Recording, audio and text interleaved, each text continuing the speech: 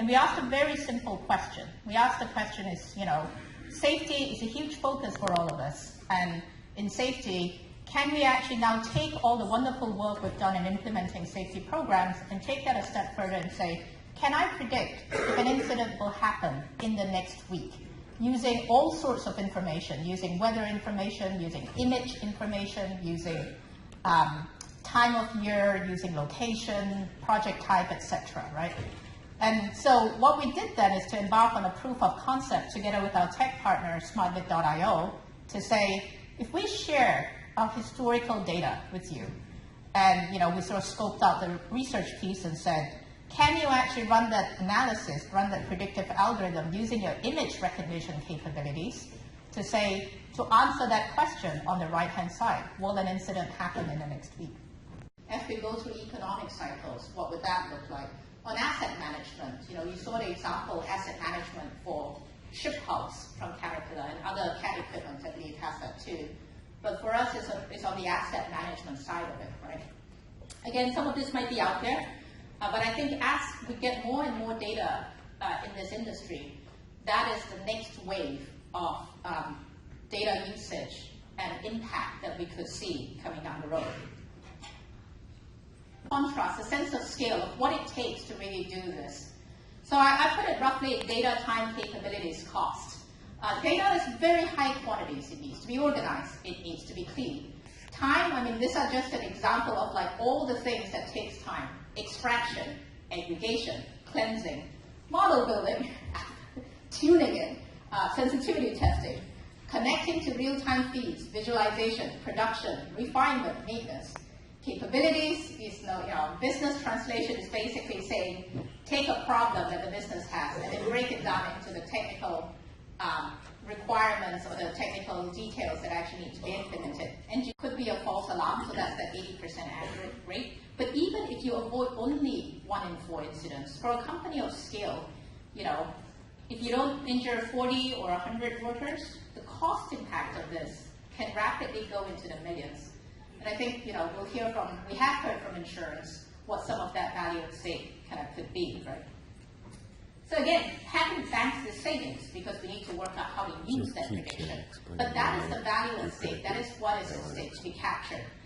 And then when we looked at other industries, when we looked at the case study from hospitals that prevented slip and falls, I think a quote from a nurse that had actually implemented that technology, they saw a 29% drop in falls.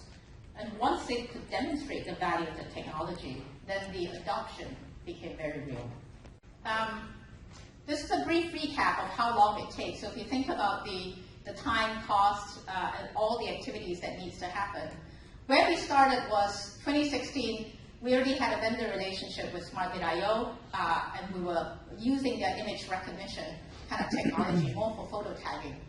But then we had an R&D brainstorming. We asked that question, what happens if you could predict that incident? And then began the long road of actually making this real. In March, we started transferring data, and then we extract, transform, load, tagging, all sorts of things. Building algorithms, refining models. June of 2018 is when we announced the proof of concepts here at ENR. But then, since then, we've had to say, okay, to truly productionize it, and test it, we need investment. So there was an investment round going on. And now we're into model refinement. March of 2019 is when we said, we can't do this alone. There needs to be an industry gathering to address the resource limitations, data limitations, etc. And so we actually set up the Predictive Analytics Strategic Council. The panel immediately after this talk will talk about, we'll showcase some of the panel members, and they will talk about what they see coming out of predictive, right? Well, what the Predictive Analytics Council is really is a group of like-minded companies coming together and saying, we see the potential in predictive. We are all going to contribute to it, and both data, time, and kind of sheer mental power to say, how do we make this work, right? So that we can put that in production in the future and actually have that tool at the ready. So here's the mission that we set ourselves, right?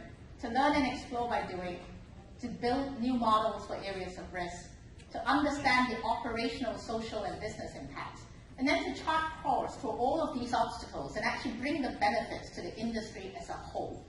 We will start with safety, but then we don't know where that journey will end. We hope it will broaden beyond that. And just across the bottom are some of the companies that have signed up to the council and is actively participating in shaping our destiny. Data in one way also scrubs the data and makes sure that it allows you to see the patterns. So yes, it's a very key component of what we do. Okay, well, I could prattle on about this, but I think we got a lot of questions out here. Any from the floor, any from the app coming in? They love those until we contradict their gut instinct. I'd be curious your experience with that contradiction point, because that's also the highest value. Yeah, everyone likes to be told they're right. No one likes to be told they're wrong. So any thoughts on that? How do you compensate for that machine contradiction? Yeah, I think it's, I think Jit Kee said it in hers, which is it's a decision-making tool. It's not going to tell you what decision to make. So if they go at it and you present it to them in a way that I'm not telling you what to do, I'm just giving you additional information, and again, urging them to be curious, urging them to, you referenced Daniel Kahneman and Amos Tversky and their work on cognitive biases, that we all have biases when we make decisions. We're fundamentally flawed when we make decisions most times. It's just, I don't know, the way that it's presented to them to really bring out that curiosity. Well, just give it a shot. Maybe it will change their thinking a little bit.